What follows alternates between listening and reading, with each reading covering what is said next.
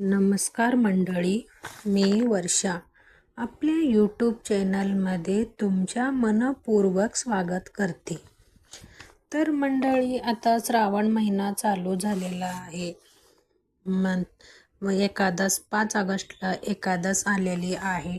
त्याच्यामुळं आम्ही श्री संत ज्ञानेश्वर समाधी मंदिरला भेट देणार आहोत. तर मंडळी, श्री संत ज्ञानेश्वर समाधी मंदिर श्री क्षेत्र आळंदी संत ज्ञानेश्वर समाधी श्री संत ज्ञानेश्वर महाराजांच्या भूमीला लाभलेला एक थेर संत, ज्या ज्ञानेश्वरी अगदी लहान वयात समाजाला अंधश्रद्धा, निष्पुरुषता असे अनेक गोष्टीबद्दल संदेश दिले.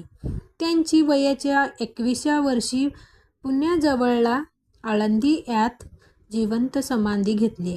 त्यानंतर बरेच वर्षांनी या ठिकाणी मोठा मंदिर बांधण्यात आले. पुणे शहरापासून फक्त 20 किलोमीटर असणारा श्री संत ज्ञानेश्वर महाराजांच्या समाधी मंदिराला आज आपण भेट देणार आहोत. या व्हिडिओमध्ये पुढे जाण्यापूर्वी आपण संत ज्ञानेश्वर महाराजांच्याबद्दल थोडा जाणून घेऊया. संत ज्ञानेश्वर महाराजांचा जन्म हा पैठण तालुक्यातील आपेगाव या गावामध्ये झाला. पुढे काही कामानिमित्त त्यांच्या वडील आळंदी या गावात आले. ज्ञानेश्वरांना 3 भावंडी आहेत. त्यामध्ये निवृत्तीनाथ पहिला, दुसरा सोपान, तिसरा व बहीण मुक्ताबाई. संत ज्ञानेश्वरांच्या आई वडिलांना त्या काळी समाजाने वळीत टाकल्या होत्या. आई वडिलांच्या मृत्यूनंतर देखील समाजाने या भावंड्यावर बहिष्कार टाकल्या होत्या. आई वडिलांच्या शिकवण आणि संस्कारामुळे या सर्व मुलांनी पुढे अध्यात्माच्या कार्या घेतल्या होत्या. श्री संत ज्ञानेश्वर समाधी मंदिर हे पुण्यापासून फक्त 20 किलोमीटरवर आळंदी या गावामध्ये आहे. पुणे शहराच्या कोणत्याही भागातून आपण बसद्वारे आळंदी या ठिकाणी पोहोचू शकता. बसमधून उतरल्यानंतर 5 मिनिटे पायी मंदिरापर्यंत पोहोचू शकतो. शनिवार या रविवारी दोन्ही दिवस बरेच भाविक आळंदीमध्ये भेट देण्यासाठी येत असल्याने मंदिरामध्ये गर्दी असतो. पार्किंगसाठी मंदिराच्या विरुद्ध बाजूला इंद्रायणी नदीकाठी व्यवस्था आहे. समाधी मंदिर सकाळी 4 वाजता काकडे आरतीने उघडला जातो. रात्री 11 वाजता दरवाजा आरतीनंतर बंद केला जातो. केला जातो. मंदिरामध्ये प्रवेश करण्यासाठी 3 मार्ग आहेत. मुख्य प्रवेशद्वार, हनुमान दरवाजा व गणेश दरवाजा यापैकी कोणत्याही प्रवेशातून तुम्ही मंदिरामध्ये येऊ शकता. जर तुम्हाला मंदिराच्या गाभाऱ्यामध्ये जाऊन दर्शन घ्यायचे असेल तर मंदिरामध्ये लावलेली मार्गदर्शकानुसारच तुम्ही रांगेमध्ये लागून दर्शन घेऊ शकता. मुखदर्शनासाठी कोणतीही रांग लागत नाही. त्यामुळे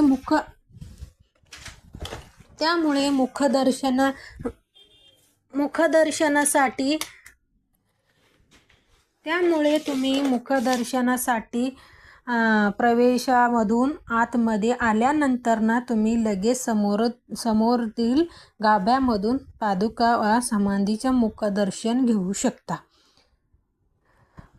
मंदिर परिसरात मुख्य समाधी मंदिरासोबतच गणपती, हनुमान, विठ्ठल, रुक्मिणी, संत मुक्ताबाई, संत एकनाथ यांच्या देखील मंदिर आहेत. मंदिराच्या मुख्य प्रवेशद्वारातून आतमध्ये आल्यानंतर लगेच उजव्या बाजूला एक पिंपळाचा झाड आपल्याला पाहायला मिळतो. यालाच सुवर्ण पिंपळ असं म्हटलं जातो.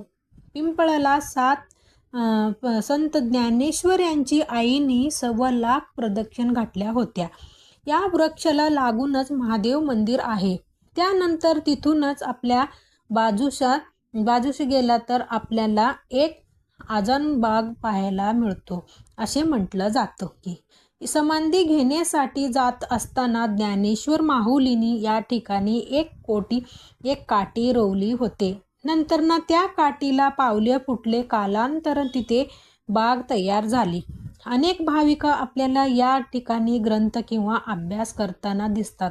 असे म्हटलं जातं की या ठिकाणी केलेला वाचन किंवा अभ्यास आपण कधीही विसरत नाही. मंदिराच्या एक भिंतीवर पासायदान लिहिलेलं आहे. ज्ञानेश्वरी, भावार्थ, दीपिका, अमृतानुभवा असे अनेक ग्रंथ व अभंग ज्ञानोबा माऊलींनी लिहिलेली. लहानपणी समाजामधून होण्याच्या त्रासामुळे आपल्या ओळख पटवण्याकरता किंवा चांगला विचार समाजाला देण्यासाठी त्यांनी अनेक चमत्कार देखील करून दाखवू लागले.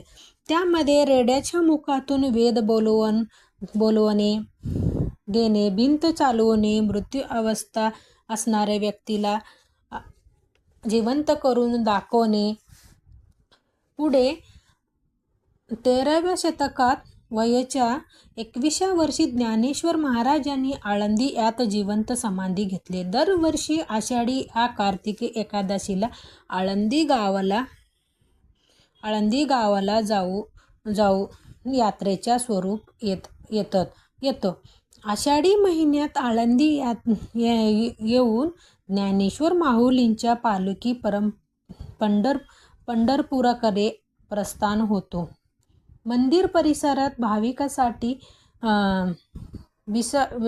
विसायच्या सोय केलेली आहे. तसेच आळंदीमध्ये राहण्यासाठी बरेच धर्मशाळा देखील आहेत. समाधी मंदिर शेजारी ज्ञानेश्वर मंदिर देखील आहे. हे मंदिर अतिशय सुंदर व पाहण्यासारखं आहे. तुम्ही जर अजून मंदिराला भेट दिल्या नसलं तर नक्की भेट द्या. तुम्हाला अनुभव कसं वाटला हे पण तुम्ही सांगा. थोडासा मला माहिती होता त्याच्याबद्दल आम्ही गेलो होतो. आम्हाला तिथलं थोडंसं सांगावं असं वाटलं म्हणून मी तुम्हाला थोडासा माझ्या ह्याच्याने मी तुम्हाला शेअर केलो. कमेंटमध्ये नक्की सांगा आळंदीमध्ये आळंदीमध्ये श्री गजानन महाराजांच्या सुंदर असे मंदिर आहे. या मंदिराबद्दल तुम्हाला माहिती असलं तर व्हिडिओमध्ये तुम्ही धन्यवाद. भेटूया नेक्स्ट व्हिडिओमध्ये. Bye bye.